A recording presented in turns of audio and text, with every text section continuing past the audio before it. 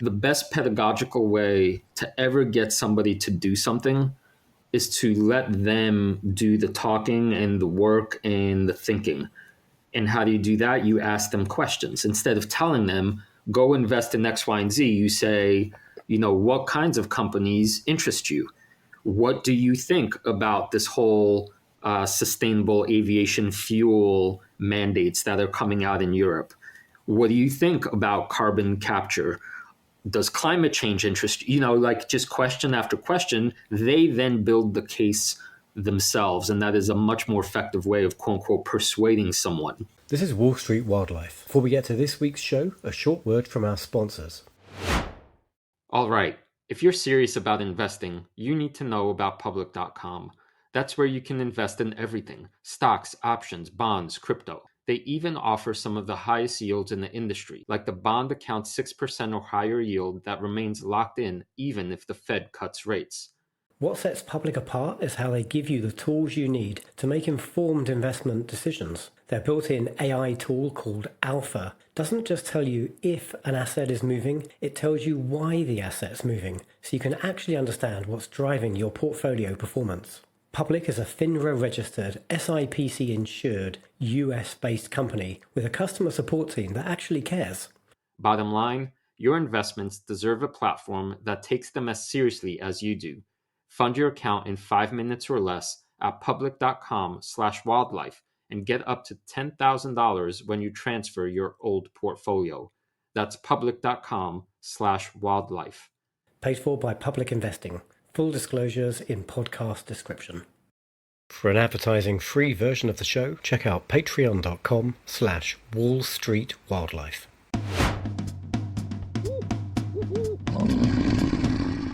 Hello and welcome to the latest Wall Street Wildlife with Christoph and Luke. On this week's episode, Calumet closed their DOE loan. What does that mean for investors? Also, one of my 2025 predictions is already coming true. I'm going to tell you which one and why it's pretty exciting in the world of health tech. We are going to introduce you to SAF, SAF. What is it and why is it important? And we're going to answer the question, is it possible to invest in stocks that are good for the planet? Excellent lineup today. Thank you above all to our Patreons at patreon.com/Wall Street Wildlife. You guys are the best, the very best. Badger, you look like you have some dirt on your chin. Yes. Did you fall into some mud pit on one of them French Alps you're skiing down? If you didn't catch the last couple of episodes, back in December, Christoph challenged me to grow a beard. I said no, but I'm now away from my wife for a month. So this is my lay mass. We're now we're halfway through January, and it's coming out grey. Look at that. If I let it go, it would be like a Gandalf. Although there's nothing there. It would be some weird Gandalf chin, I guess, if I let it run. Don't hold me to this, but you look a little bit sexy. It's not. I don't think I'm afraid that this is forever recorded for posterity, and you'll be able to lord this over me. But there's a little je ne sais quoi with the. I've had a couple of video calls with Katrina. She hasn't mentioned it just yet, so I might have to leave it in place until she arrives on the 1st of February for ski season, and then we'll see how long it lasts. I'm assuming it's not going to last more than 10 minutes after her arrival. Oh, you mean because over the video call she didn't notice it? Because that's it's right. It's a weak beard. Okay. Meanwhile, you know what? I had a great fortune just yesterday. I was going about my business, and all of a sudden I found a lost banana up in here. I was like, oh. It's all tribes, Amazonian tribes that have been lost from humanity in your beard somewhere. Yeah. This is, I need to share this with you. I have a great pedagogical conundrum. Classes start tomorrow. And usually up to this point in my life, if I clean shave and, wear my baseball cap, I often in the first day sit down with the students and they don't recognize me as the professor. Yeah. But if I go in like this, I think that gig is up. So I might have to take on the new persona this semester, like the Are The you leaning into, because you do look significantly older now? And I look back at some old videos from last year. I was pulling some editing out, and like this, who's this young guy? Like I completely forgotten what your face looks like under that bush. Are you going to stick with it? who's that young whippersnapper? Yeah, well, yeah, it is the gray that's a little surprising, but Must be that all those shitco stocks in your portfolio that make you grey. I love it that when they're going to be up like 700%, they're still going to be shitcoin stocks.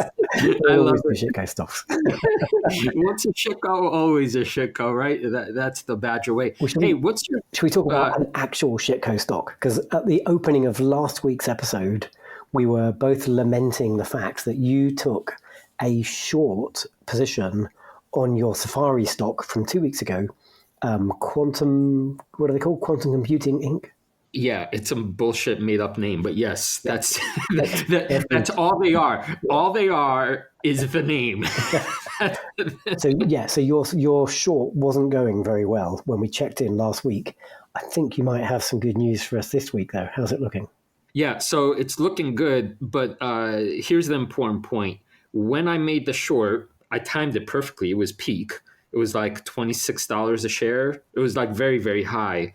Because the options IV number, that tells you basically how expensive an option is just in and of itself because of the volatility. The more volatility, the higher the market makers price the option.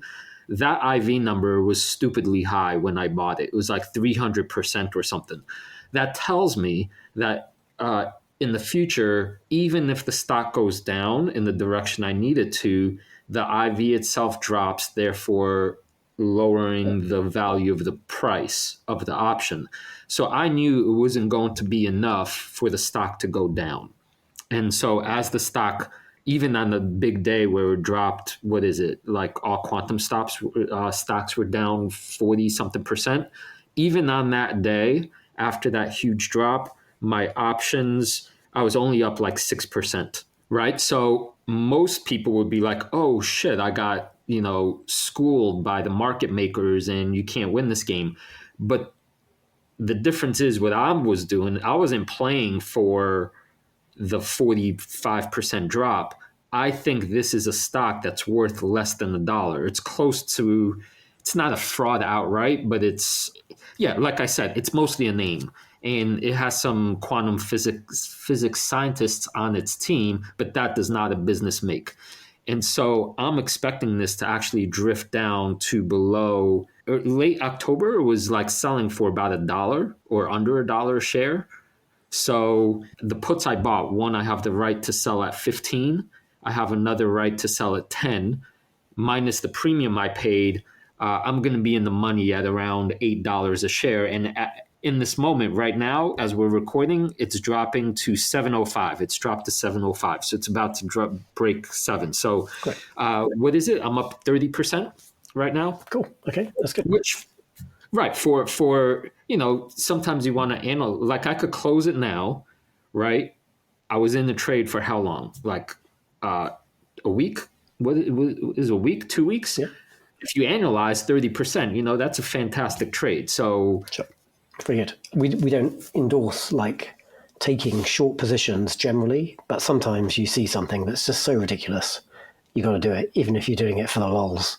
right, exactly. Yeah, and I just I couldn't help myself. Like you see a fraud, priced at $3 billion, for the market cap, the market's going to figure it out. And it's just not rocket science. But I'll say this again, what is rocket science is I'm sorry, it's not rocket science, but it is hard to stay emotionally grounded, knowing that people are just maneuvering the price whichever way they want. You have to let the thing play out.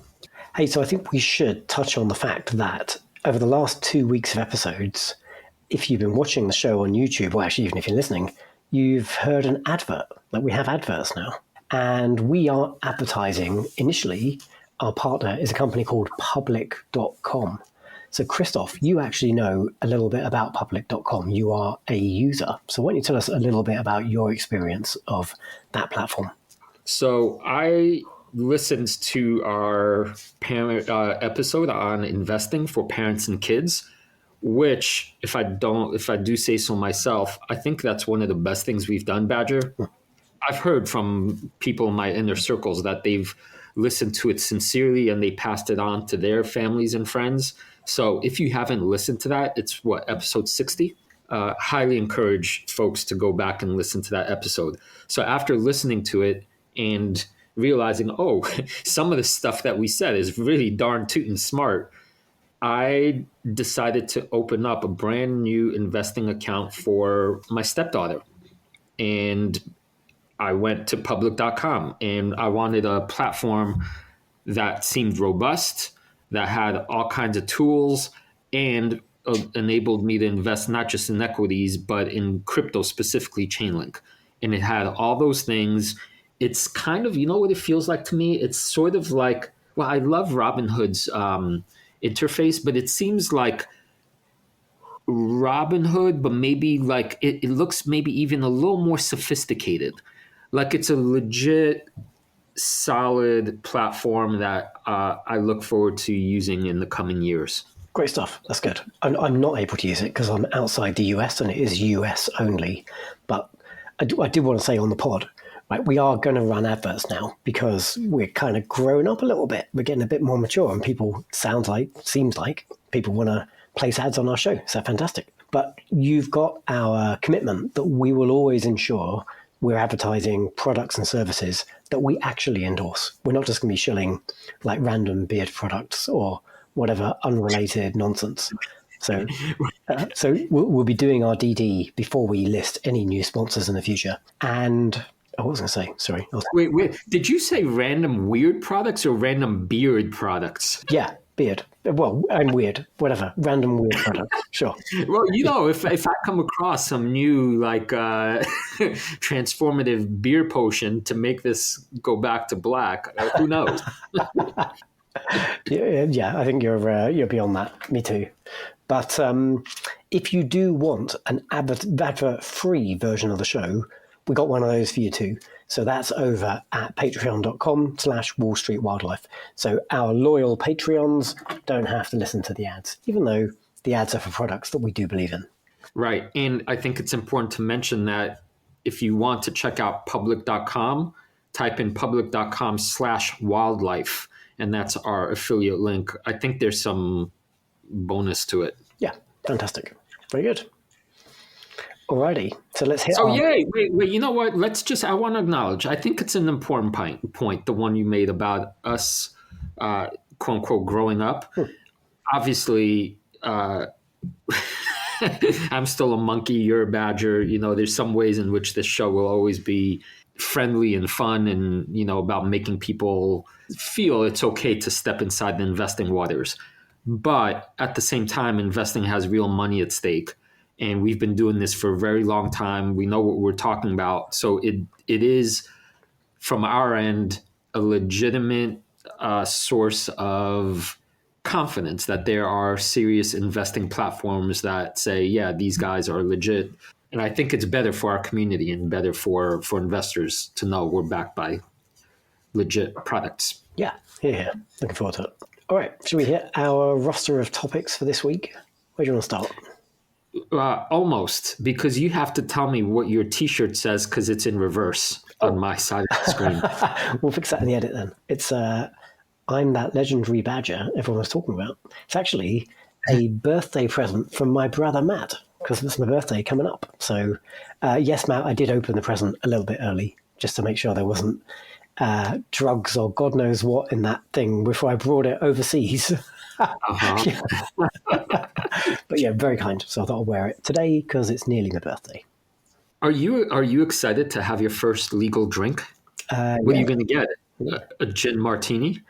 Well, my go-to is a Negroni, as you well know. But I'm way past getting ID'd in bars. I don't believe that for a second. I've gone out with you. They ID'd you in every single joint. So what I am doing actually, because it's January. I'm doing dry January at the moment, so I haven't had a drink since, I guess, New Year's Eve. Yeah. Been out to the pub a couple of times for friends in London, but just had like non-alcoholic booze and drove home. And and I'm feeling. I'm not overweight, but there's definitely like a bit of booze on the hips that I can see has now gone just in 2 weeks of not touching alcohol. So there are some benefits, it turns out. Well, all those runs you're doing down the Alps, they should help a little bit, right? Yeah. I mean, skiing can be kind of chill and just sort of cruising along and not burning too much energy. But like most of the days, it's like jumping off stuff and pushing through like pretty heavy powder. And yeah, it's exhausting. So yeah. Yeah, you're doing for our listeners that don't know, Badger does some serious skiing. Like he's yeah, this isn't your bunny slope packed powder stuff, but for all our patrons, he posted this amazing safety parachute floaty device thing. You have got to check it out if you did not see it. It's quite the contraption, and I'm glad you're wearing it, because when you told me what it's for, Right. aka to help you not drown in an avalanche, I'm like, yes, we need to keep you around. Yeah, that's fair. I think it doubles your chance of surviving an avalanche, so that's pretty good. I'm happy to. They're not cheap.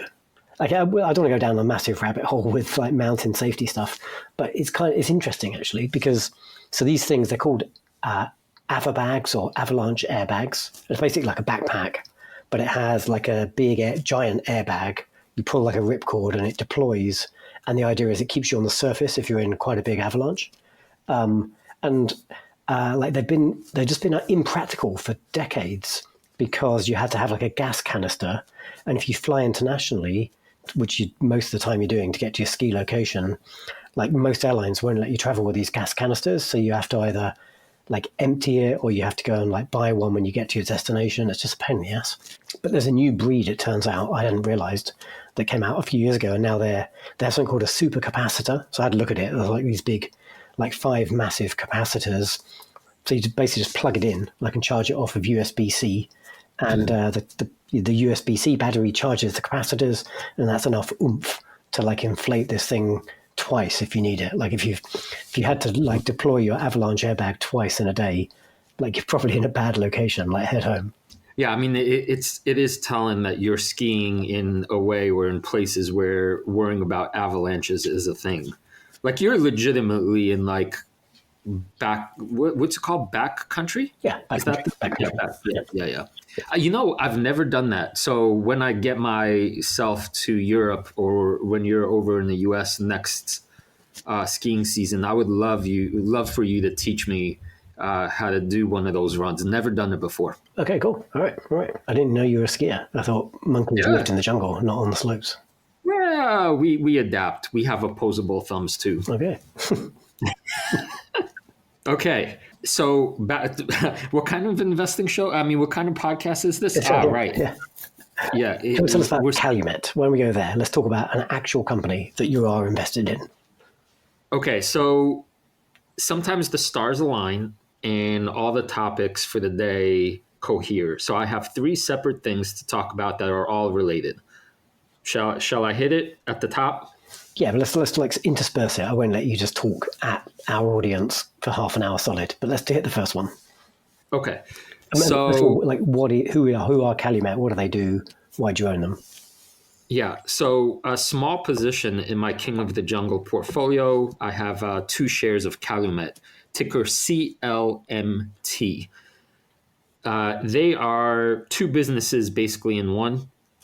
There's a boring, dependable, non-exciting business that makes, call it like oily products. Like think of the stuff you go to an auto shop to like grease your wheels, kind of things in cans that lube stuff up one way or another, right? Like not exciting, but steady, right? So steady revenue. But they have a second half of the business called Montana Renewables that is basically a conglomeration of, call it factories or production centers that are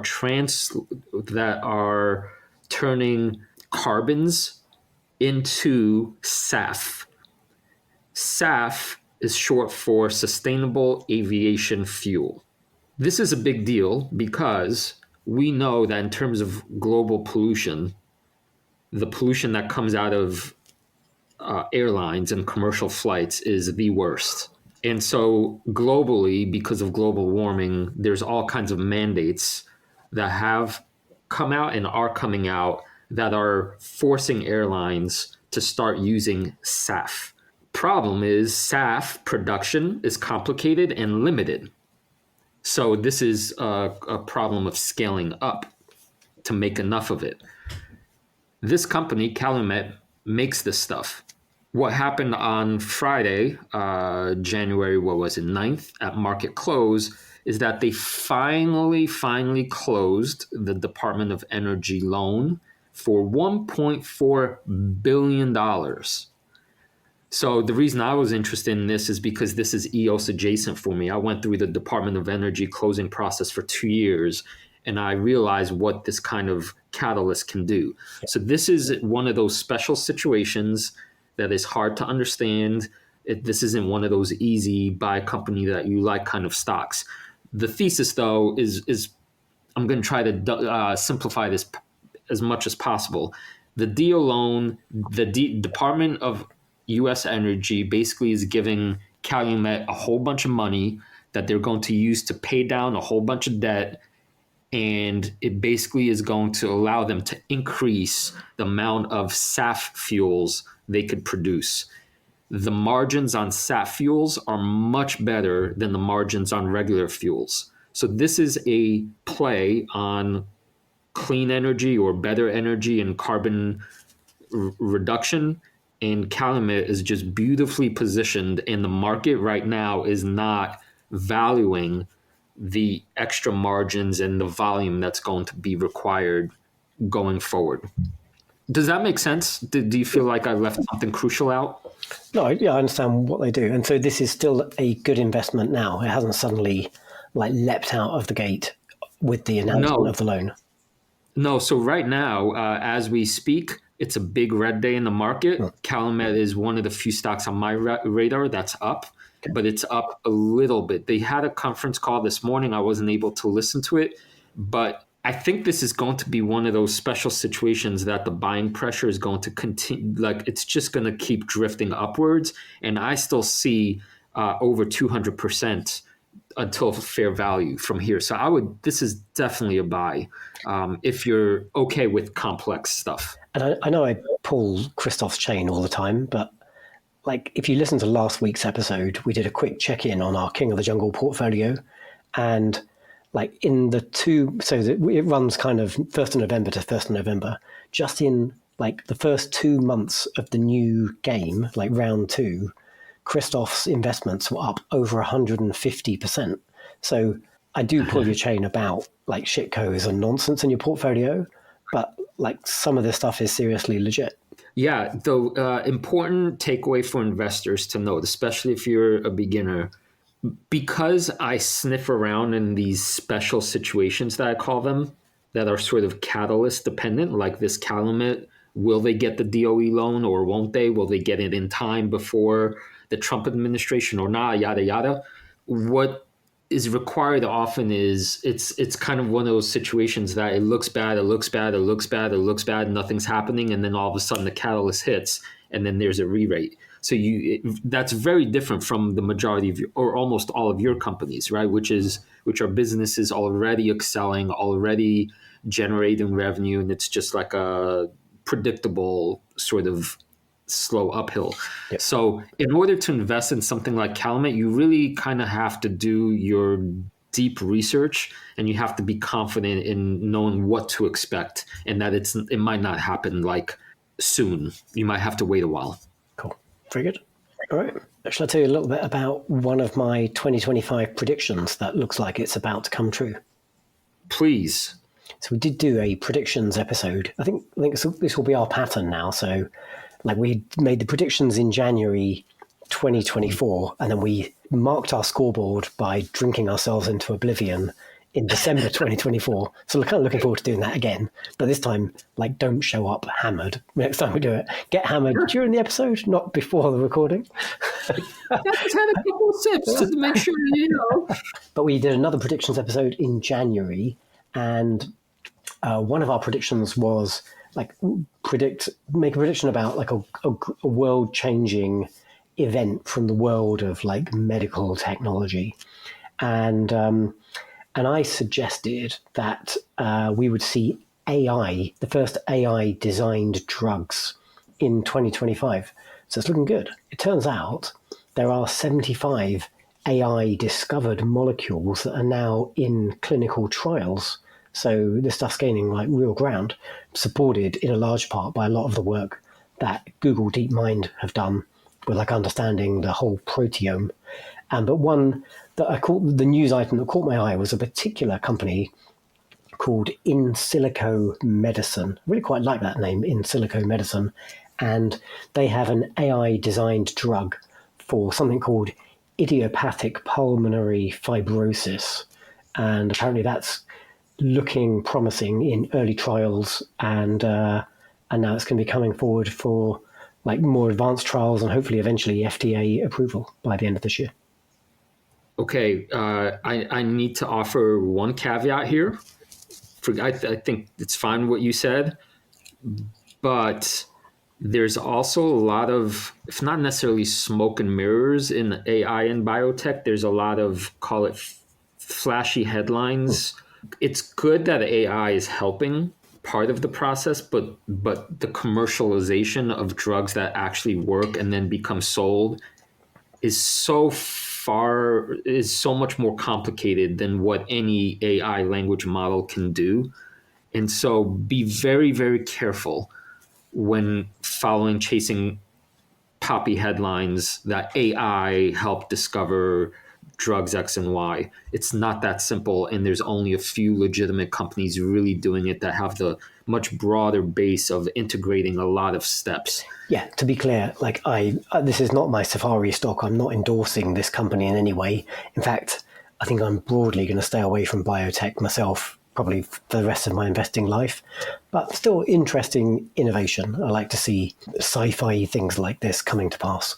Yeah, it's better that there's stuff happening here than not. Just, okay. Do you want to tell us about investing when it's good for the planet? Is that a thing you can do? Or are you tying your hands behind your back when you do all this kind of ethical, fancy stuff and you're missing out on like huge gains from, I don't know, like tobacco and oil and stuff? Yeah, so this was a question from one of our viewers, and it's such an important question and one that I think is really heartfelt and a lot of people care about. I'm going to read it verbatim. I think it's where she asks, how, I have a lot of wealthy friends in my circle. How do I convince them to buy into conscientious stocks? If I have friends with many millions, much more to invest than me, what should I persuade them to do that would be good for their bottom line and also good for the earth and the other humans on it? I didn't realize that there was a question supporting this topic. Like I've actually got a problem with the question. Okay, let's talk about it. Yeah. So, what's the issue you see with the question itself? It's dangerous. It's quite dangerous. It's fraught. Telling people what to invest in or what not to invest in. Like if that advice goes well, they ain't going to remember. They're going to assume it was their own idea. And if it goes badly, it's going to be your fault. So just bear that in mind. Like, I think that's something, it's like, a burden we carry as finance podcasters, and we get a lot of flack for maybe, investments and ideas that don't play out. But on this particular podcast, we try and be like really transparent and, we're not just like hyping up the next meme stock. We try and be balanced in our views, and we often challenge each other and disagree with each other. I've made this mistake in the past where I've like suggested specific investments to friends or steered them away from certain things, and it's come back and bitten us on the ass. And, I've not lived it down. So just kind of bear that in mind. Even if, it wasn't the conscientious thing, just steering your wealthy friends towards a particular domain. Think about what could come from there. But anyway, let's get into the meat of the actual question. No, but that's just put the warning. So here's how I would handle this. You just start with that disclaimer. Like, Stocks do all kinds of things. Do your own research. I'm not responsible for whatever financial outcomes may or may not happen from here, but I've given this some thought. And if you still want to hear my views, here's what I think, right? And then you start from there. I still get flack despite being like disclaimer heavy from my friends where I've what have you done to me? You've set me back 2 years, Hallard. Then give the disclaimer with a tape recorder for future reminders. But I think so all the human shenanigans and how people hate losing money, even if it's not your fault aside, I think for me, there's two important issues here. One is, to me, the danger of what I think of as moral purity. And I've evolved in this way over the years. I too think of myself as a conscientious person that cares about the planet, and I'm not just doing whatever I want for my own egoic purposes. But after studying complex systems and, to be frank, Zen philosophy, you realize that everything is interconnected.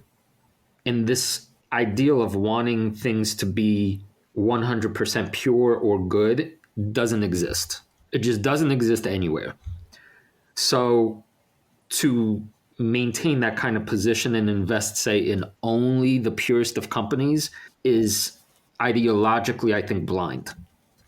So that said, you basically have to make do with muddy situations, like gray areas, things that aren't perfect. And here it's a matter of degrees, right? Some companies you could justify as being, call it, better for the planet than explicitly awful for the planet, right? There are sharp gradations. Let me lean on one in particular, right? Because my whole shtick, and really, I say shtick, but actually it's like my whole kind of principle about how I've always invested is to try and invest in companies that I say are making the world a better place through technology and innovation. But even that is like to shine a light on some of the grey. Like I actually think my investments in Lockheed Martin and Palantir in particular, very controversial defense tech stocks, I've come sort of to the conclusion that these are good for the planet because they're preventing potentially really bad things from happening. That'd be a hard position to try and defend and say these are like ethical, nice, cozy, cuddly companies. All right. If you're serious about investing, you need to know about public.com. That's where you can invest in everything: stocks, options, bonds, crypto. You can even earn some of the highest yields in the industry, like the 6% or higher yield you can lock in with a bond account. Public is a FINRA-registered SIPC-insured platform that takes your investments as seriously as you do. Fund your account in 5 minutes or less at public.com/wildlife and get up to $10,000 when you transfer your old portfolio. That's public.com/wildlife. Paid for by Public Investing. Full disclosures in podcast description. Right. So the sequence here is, yes, no such thing as a pure play, but then avoid the things that you just think are awful. But then step 3, more actively, I would say, is pick a, call it, domain that you think is good for the planet. So this is why today's topics, I think, are so ripe for this conversation. Because of my investment in EOS, I was interested in batteries and clean energy. Okay, so that got me doing all kinds of reading in renewable energy. That got me familiar with this whole SAF thing, Sustainable Aviation Fuel, and lo and behold, there's all kinds of tax credits and all kinds of emergent technologies that are essentially about carbon capture, reducing global warming via, call it, the energy cycle. So now all of a sudden, I'm becoming expert slowly over time about all kinds of doings and happenings in this space. And when you do that, you come across companies that are pushing the limits. And so Calumet fits this bill pretty well. I mean, it's a very complicated investment, so don't go out buying that stock now. But all of a sudden, I have a company to talk about. when the US Department of Energy gives your company $1.4 billion, you know there's something, significant going on. So I think the spiel would be, I would turn to this wealthy person and say, what kinds of good for the planet most interest you? You get some answer or not. If they have nothing, you could say to them, well, I've done some research around how bad, commercial airline fuel is. And look, there's this new company that does X, Y, and Z. Here's their website. Let's set up a lunch date. Let's do our own research, and then let's talk about it as a possible investment. How's that sound as a kind of like gentle on-ramping of someone? Yeah. I mean, I think you're still going to get lambasted if the investment doesn't play out, but it's the right approach. I don't know that it's any of our jobs to tell each other how to invest, though. It is kind of dangerous. And, like I shined a light on two there that it's arguable whether they're good for the planet or not. Now, clearly, there are some companies that are clearly good for society. I think most of the things in my own portfolio, but just to point at one or two, like Intuitive Surgical, robotic. They make robotic surgeons, and they help surgeons do keyhole surgery essentially in a much more cleaner, efficient way, and better results for patients. There aren't many downsides to, unless you're a legacy surgeon who doesn't use this stuff, there aren't many downsides to that, a technology like that. And Tesla, a highly controversial company, however you look at it, and the CEO is kind of a lunatic, but all that they've done for the environment and energy and how we're sort of shaping ourselves as a society, it's kind of hard to argue that it's not an ethical company. Maybe you would argue with the ethics of the leadership, but the actual mission of the company itself is quite a wholesome one. Right. So I have to add this because I'm a rhetoric professor, and the question involves this concept of persuasion. This is why you're right about what you're saying. The best pedagogical way to ever get somebody to do something is to let them do the talking and the work and the thinking. And how do you do that? You ask them questions. Instead of telling them, go invest in X, Y, and Z, you say, what kinds of companies interest you? What do you think about this whole sustainable aviation fuel mandates that are coming out in Europe? What do you think about carbon capture? Does climate change interest you?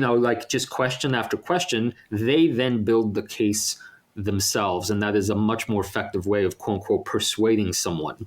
So that's a great wind up, if you don't mind, Badger, for me to give you my stock safari pitch that will complete the sort of trifecta of topics along this angle. Yeah, let's hear it. And just before you go into it, so in recent episodes, we go on stock safari. So we each pull out an interesting company that we think is worth talking about on the podcast. It may be a potential future investment for us. It might be something we think is absolutely disastrous and you shouldn't touch with a 10-foot barge pole. That was where we first ran into Christoph's Quantum Computing Inc. company and decided that was well worth shorting. But often our safari stocks are interesting ideas. So what's your interesting idea this week? Right. So in full transparency, this was interesting enough that I bought myself 10 shares in my real portfolio, but it turns out each share is $1. I bought them for $1.40. So this was a cup of coffee's worth of worth of shares. But I do that to really put it on my radar and keep looking at it. So this is quite analogous to Calumet. Ticker here is LNZA, stands for LanzaTech. And LanzaTech is also like Calumet, basically two companies in one. But they're both much closer to the good for the planet, global warming antidote than Calumet, which has that side business of oily products. LanzaTech is essentially a company that does carbon capture. They have a patented, call it technology, that via microbe fermentation takes bad carbons out of the air, filters it through some fancy chemical process. The microbes do their thing. And on the other end become usable products that then could be turned into all kinds of stuff like clothing. So bad from the air on one side, outcome useful materials on the other. This is a complicated business model. The finances are quite complicated. The stock is beaten down because, like with early stage innovations having to do with complex regulatory environments, I mean, it's a mess. But right now, the valuation is below 300 million, and there's all kinds of tailwinds for exactly this kind of thing. So that's point one. That's kind of half of it. LanzaTech also owns, at this point, close to, I believe it's 57% stake in a subsidiary called LanzaJet. LanzaJet is, I would say, a direct analog to Calumet. They have a process known as alcohol to jet tech, AJT. You'll see the acronym. You put in some kinds of, call it beginning product that's carbon heavy, run it through their process, their chemical process, and out on the other end comes SAF, Sustainable Aviation Fuel. This business, I need to add that the reason this business right now is so interesting to me is because, like EOS, the government is subsidizing a whole lot of production via tax credits. Here, you'll come across the term 45Z tax credits. The governments are incentivizing airline industries and also transportation industries to use more of this fancy fuel.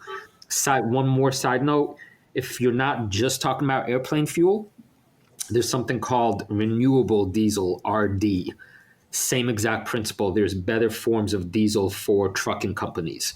And LanzaJet is going to make a whole bunch of this stuff at ever increasing margins. So goes the thesis. So you put these together and you have a company selling for another shitco, if you will, for the portfolio, very low valuation, 300 million, all kinds of tailwinds. And the Calumet closing the loan today is more evidence that this is, there's a lot of support for this. Yeah, fair enough. Okay, cool. So two relatively aligned investments, both have something to do with aviation fuel. What's do we not have electric jets, at least for like domestic and short haul routes now? Is that not a thing? Way back in, I want to say 2001, during the peak bubble era, I remember looking into a couple of companies like this. I think JOBY ticker was one. Yeah. And it looks, like the story is fascinating and interesting, but I haven't followed up on that. That could be something for us to do in a future episode if our listeners are interested. Yeah. Though, from everything I read though, Badger, like that kind of stuff before it gets to any impactful level, I think is like what, decade more. As batteries, just incrementally every couple of months, we're seeing like a headline news article that there's some new battery technology. I know a lot of it is stuff that's like in 10 years time, but we are making, even just like your phone, right? The phone batteries are smaller, but they're more energy dense. And companies like EOS presumably have like other battery tech that's allowing you to store, more electrons for longer and charge them faster. So we are chipping away at this. We should look at this. We should look at it before we get too far behind sustainable aviation fuel, because that's still, I suppose it might be a renewable. I don't know the process, but it's not electricity, which is going to be cleaner. For sure. Right. So I think we're saying the same thing. Things are happening quickly. I'm simply saying that the amount of sustainable aviation fuel that is needed for all worldwide fleets, I think it's something like 300 million gallons. Mm-hmm. It's some huge number. Forgive me if I don't have it right. But even if one of these electric companies, start, like we are so far away from that, it's going to be a long time. And in the process, we need this stuff now. We need as clean energy as we can get now. So I am not at all worried about the thesis from that angle. And this is in your back of the woods, Luke. Europe I believe, is really gung-ho about this. Trump's administration, from what I've read, has more of an ambivalent take. Like he has his own, he wants to support the old energies, coal and gas, but he also has people in his cabinet that are very positive towards the SAF stuff. So, but Europe, I think, might be like, no, this is happening. You gotta, all commercial airlines need this to go. And also lots of partners, by the way, in Australia and New Zealand for this stuff when looking at financial backers. Okay, well, good. It's a good Safari stock, good one for us to keep an eye on. I've got something not wildly dissimilar for my Safari stock, I suppose, but it's a brand you'll all have heard of, and most of you probably used. Uber, the ride hail guys. Never really paid attention to them as a company, and they went through like controversy with their previous leadership, and that was a while ago. I think we've sort of passed those days. But what's kind of caught my eye with Uber in the last couple of months is this like deeper renewed partnership with Waymo, the autonomous vehicle guys from Alphabet, from Google. And I can kind of see a pathway here where Uber just becomes quite a significant part of this whole ecosystem, because you've got all these little companies, well, little, but companies like BYD in China, and you've got Waymo and like NVIDIA Drive. They're putting like autonomous capability into Mercedes and Toyotas and a bunch of other cars. But in some ways, like none of these companies have distribution beyond like the owner of the company. So, if you're a Toyota owner, maybe you've got like the Toyota app on your phone. Like I've certainly got the Tesla app on my phone. I can control my car and do stuff with it. But if you're just like a rider and you want to go from A to B and you don't own a vehicle, well, you've almost certainly got Uber on your phone today. If you're in North America, you might have Uber and Lyft. And if you're in Southeast Asia, you might have like Grab and a few others. But there's no arguing that Uber is like the dominant brand globally, certainly outside Asia. So they have got distribution, like they're on the apps of hundreds of millions, if not billions of people's smartphones all around the world. And so that's quite a significant advantage in a couple of ways as we now start to hopefully really step towards autonomous vehicles at scale, because Uber have got this mass of data on actual rides. I imagine, hundreds of millions of rides that are being taken every year. And they know kind of what time of day and who wants to go from where to where, and they know kind of which are the routes that are most interesting. And so they've got the data advantage that probably nobody else has at that scale. Like Tesla have got cameras and they've got data on their cars, but they're still, there are far more Ubers than there are Teslas, I would warrant. And then they also have this distribution, which is going to be valuable to a company like Waymo, which is why they've got that partnership. And I think we said in a previous episode, like you've challenged the idea that Tesla would like run their autonomous vehicles on Uber's platform, like they are building their own ride-hail platform. And maybe Tesla's perhaps the exception because they do like to vertically integrate. But I'd imagine like all the other autonomous vehicle manufacturers, it isn't a problem that they want to wrangle with. Like they want to build the cars and get them on the road and make sure they're safe and they comply with the AV regulations. Do they want to get messy and have to have like their own niche? End users don't want like 10 different apps, one for Toyotas and one for Mercedes and one for Teslas. If they just want to get from like their location to a destination. So it seems to me like Uber could have a significant advantage here that might be durable as we go into this autonomous vehicle revolution in the next couple of years. That it's interesting hearing your pitch here. I don't know if this is my own bias because I'm a Tesla shareholder. It could be, it could be as simple as that. But on the surface, this looks like everything you said feels credible, legit. But when you have somebody like Musk, who, now has more NVIDIA chips than anybody on the planet, as an investor, I just don't know how well I'd sleep at night knowing that he might be like that disruption to the network. It's, I want to say not a non-zero chance, but something more than that. Like, it's almost like, tell me if this works as an analogy. When Netflix was still shipping their DVDs in an envelope, right? The investment case was always going to be streaming.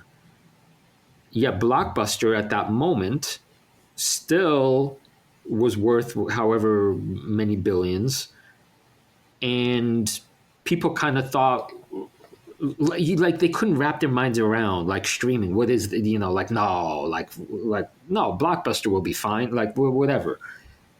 But as an investor, I'm like, well, I don't know how it's going to turn out, but if I know there's this guy over here already doing something, how safe is my money going to be in a year or two? That's kind of the feeling I get with Uber, knowing there's a Tesla. But Uber aren't the only game in town, and they're not even the best game in town, right?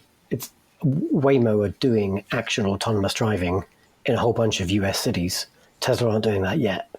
Like what has Musk said most recently? Like the next 3 months, he said they'll have autonomous vehicles running. Like it's just like it's another one in his succession of false promises on the dates of this stuff. Like, it will happen eventually. Do you see a future? Is it even a good future where Tesla are like so dominant they're essentially the only game in town with autonomous vehicles? Is it not better that we have like NVIDIA supported platforms and Waymo supported platforms as well? I think in theory you're right, but understanding what I do about the Magnificent Seven and how capitalism incentivizes the rich get richer, Mm-hmm.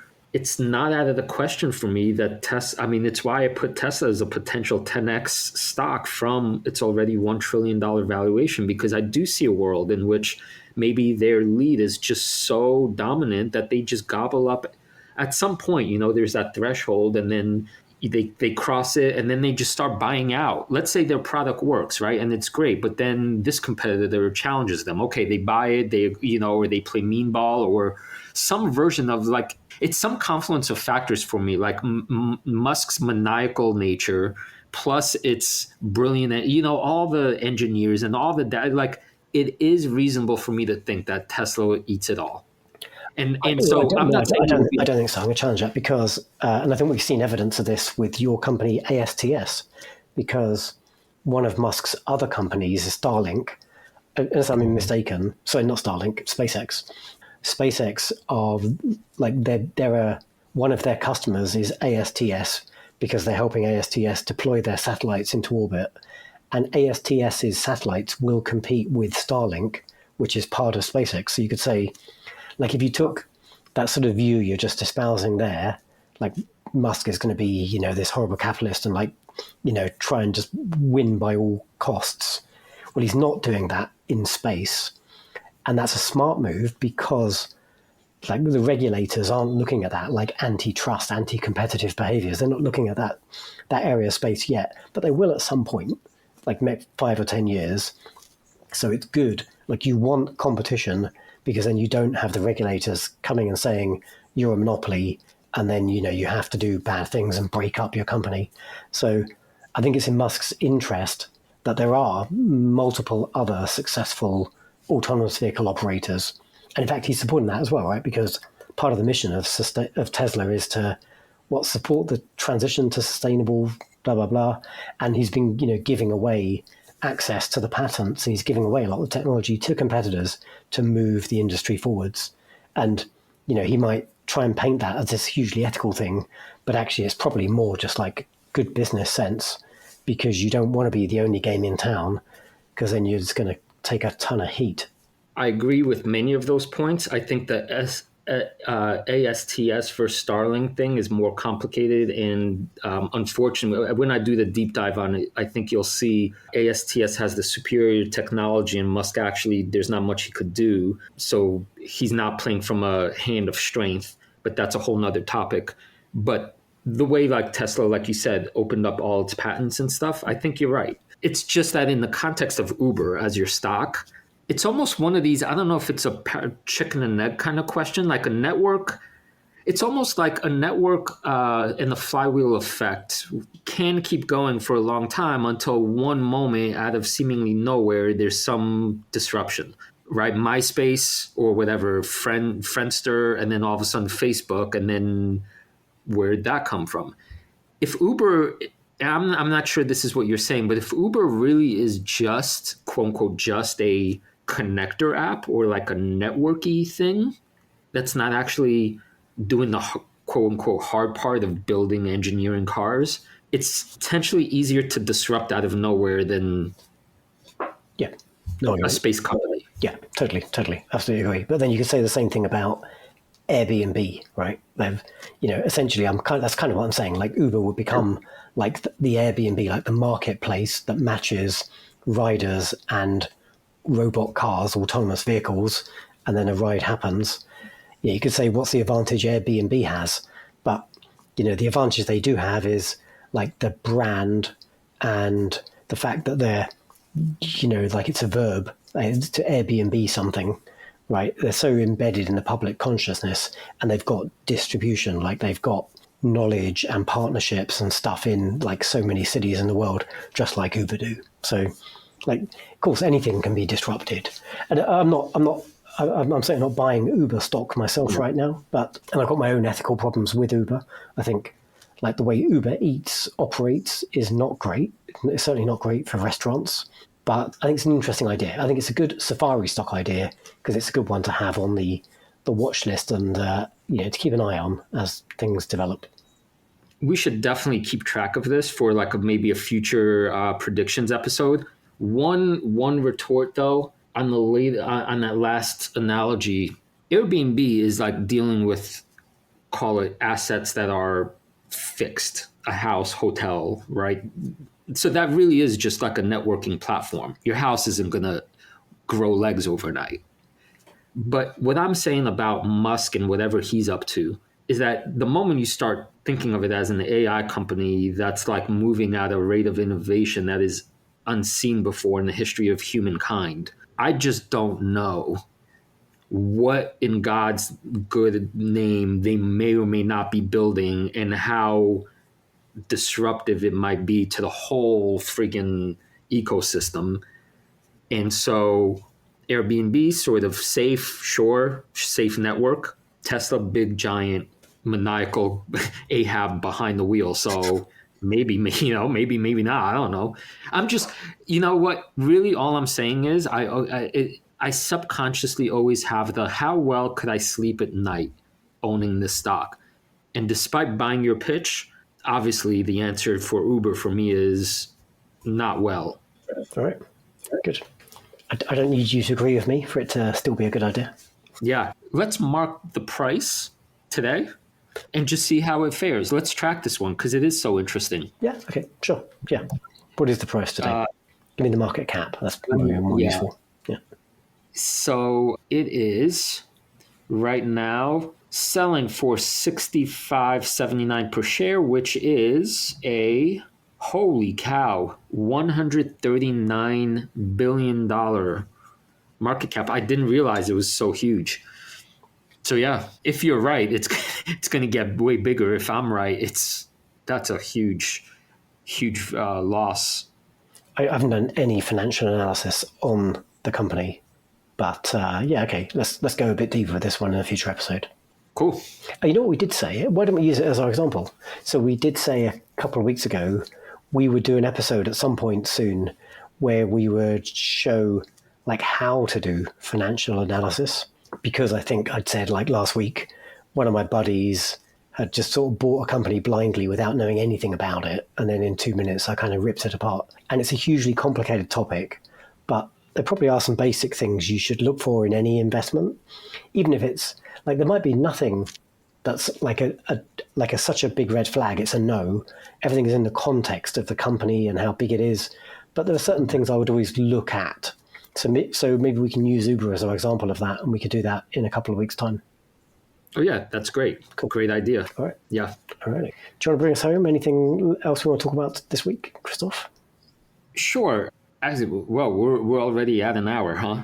I'll try to make this short. We're going to post a link to a YouTube video I watched with the CEO of Microsoft, who was, I think for his own ends, pitching the idea that AI agents and what AI can accomplish is going to be very disruptive. My main takeaway from watching that video is merely to say, while I once was a huge fan of companies that are SaaS, have the SaaS models, subscription as a service, meaning software. I'm sorry, sir. I do this all the time. Service as a subscription. What? No, it's software as a service. Oh my God. Yeah, that, right? Uh, that I want to go on a record again that because these companies are still loftily valued because their business model is so superb with really high margins, that anytime the CEO of Microsoft is on the record as saying, watch out, there's this new force around the corner, or maybe it's already here, that has the capacity to disrupt that stuff. I, as a non-expert, or maybe a well-educated, call it, investor, but certainly not an expert from the inside, I say to myself, I don't know. I can't know how true some of these claims are or are not, but all of a sudden they're possible. So we talked about this in a previous episode where I brought this question to you. How worried does this make you in terms of CrowdStrike? You said not very, because cybersecurity is its own thing. And I'm going to retain my right to stay skeptical and not put sassy stocks in my portfolio because I don't know anymore. Yeah, like it was definitely like a hot investing theme of, I suppose like the last 10 years or so, something like that. And it made sense. Like software as a service was all about, like, you don't go out and, as a company, do like multi-billion-dollar deals to buy licenses for a piece of software. Literally, it's like the bottom up. Some guy in your office just starts using something and they use their credit card and they buy, access to use it for, just for themselves. And then it grows organically. So like the SaaS business model was really smart because like the barriers to entry for the customer, that's the wrong term, but like, yeah, like the sort of, like the term that was thrown around was land and expand. Essentially, like the software organically gets a place in a company as a user because it's so easy to just turn on and it's like in the cloud. You don't have to install it. And then the company starts getting a true economic value from it and just expands its usage, like land and expand.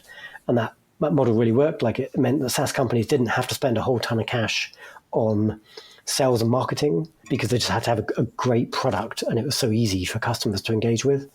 And so what Satya Nadella, the CEO of Microsoft, was saying, and a number of other big names in this space are concerned about, is with like the coming onslaught of AI, do you need to even go and buy these services from these SaaS companies? You just have like an AI and you just tell it what you want and it essentially builds you, like it creates the software that you need for your very specific use case, and it's really tailored to your company and like your vertical you're operating in. And that makes sense. Like this whole space is going to get disrupted quite heavily.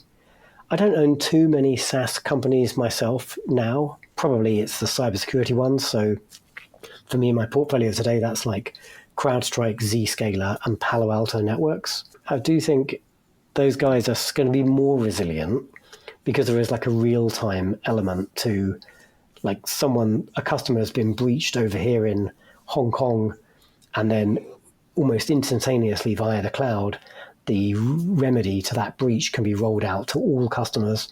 I think it would be hard for AI, my understanding of how AI is architected today, to do that, but it's not impossible. But I think I'm happy to continue to be invested in this particular vertical within SaaS for now.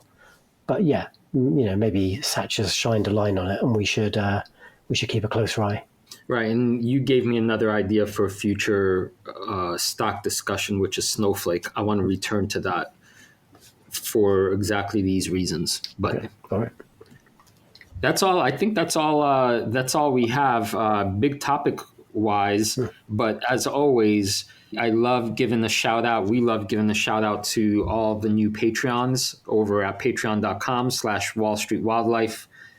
We have Shay Pon Tsung joining us, a good buddy of mine, Daniel Joshua Rubin, Big D joining us, and Philip S joining us.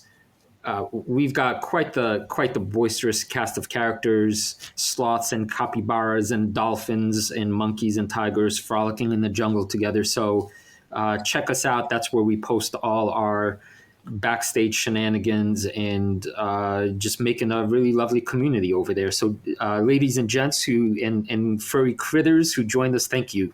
Really appreciate your patronage. Beautiful stuff. Great stuff. It is nice to see the community growing, and and we are starting to have really good quality conversations over there. So fantastic. Let's keep the momentum.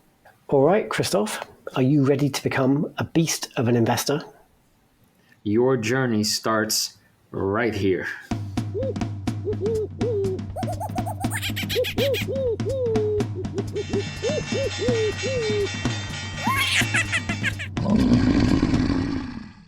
A reminder that the people on this program may hold positions in the companies that are mentioned. Buying and selling stock carries financial risk, which could include loss of capital. The views in this program should not be taken as personalized advice. Before acting on any of the information provided, listeners are encouraged to consult a financial or tax professional.